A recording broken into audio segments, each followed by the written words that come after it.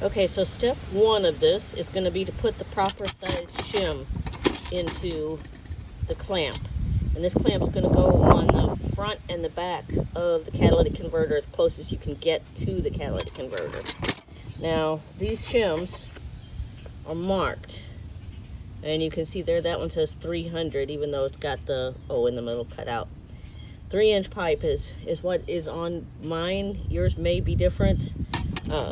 In order to do this, there is a little bit here.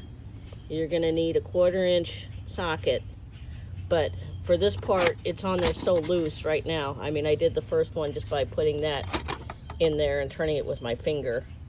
And then I have the 3-inch one in there, in this. And so it looks about like this. And then this part's going to go on the front and the back. And then we'll feed through the loops. When we go to tighten it all up, it's going to bind against it so where nothing moves. So that's the first step, is this part here.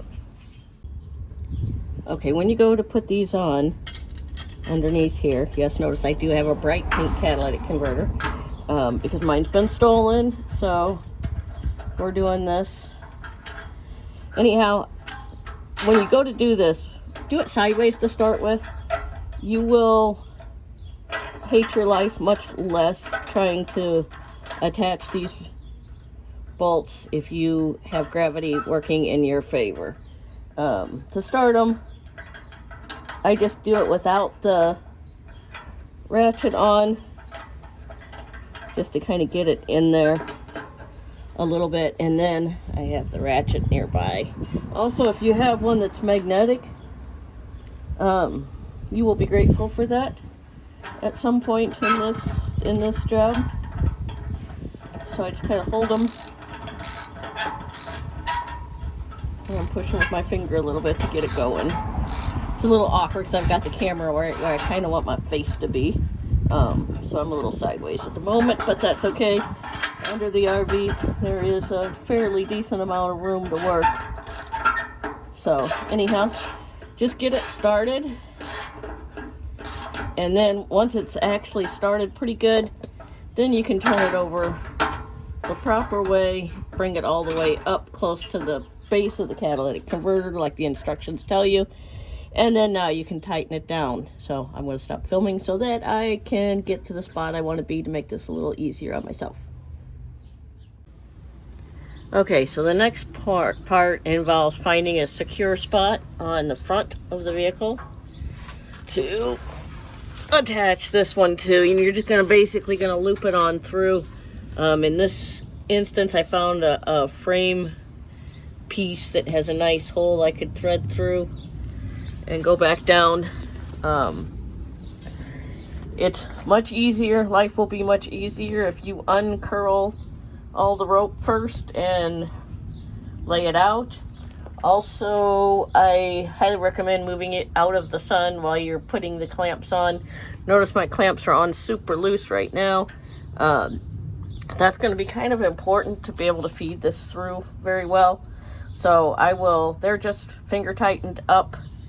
And as I run this rope back and forth, then after all of that, I will go ahead and tighten it down.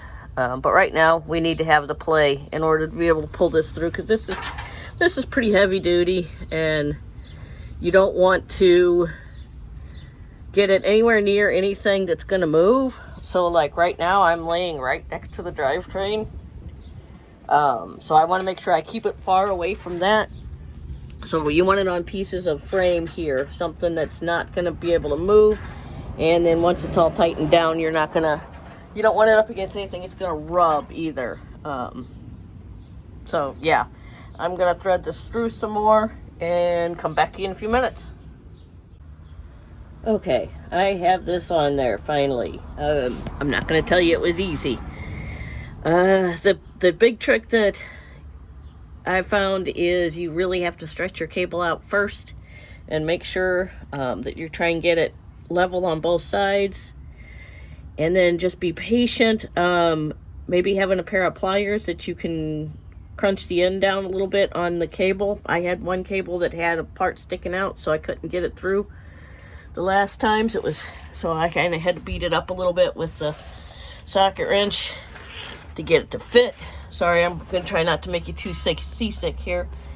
The back cables goes all the way through. Then I tightened it up. As I'm tightening it up, some of these cables, they would have slid real easy. Now they don't move at all. They are really seriously in there. Back here, I went over the frame. No moving parts. Be very careful about that. You really don't want to get to the end of this job and then discover that you have wrapped it around something you desperately need. Now, the last thing that I'm going to do is, there's some cable ties, some big ones. I'm going to cable tie all this stuff together and make it nice and neat so that I don't have this big jumble kind of hanging down there. This one's not too bad down here, but I'm going to make sure all of this is as tight as it can get.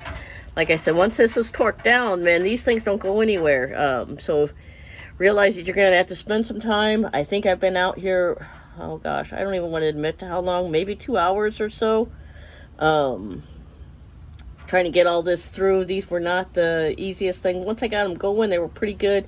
You may want to actually have a screwdriver or something that you can put through the hole that you're not using so that you can kind of leverage it to where you can get enough of a gap to be able to go through. Also, don't lean on this stuff. I accidentally put my head on it, and then when I went to pull on it, man, that tears your hair, and that is not much fun. So, yeah, I'll come back in just a few minutes and show you the finished product once I get the cable ties on there. But it was a heck of a job. It was not really that hard as long as you go slow. So, anyhow, I'm going to get the cable ties on, and I'll show you the finished product.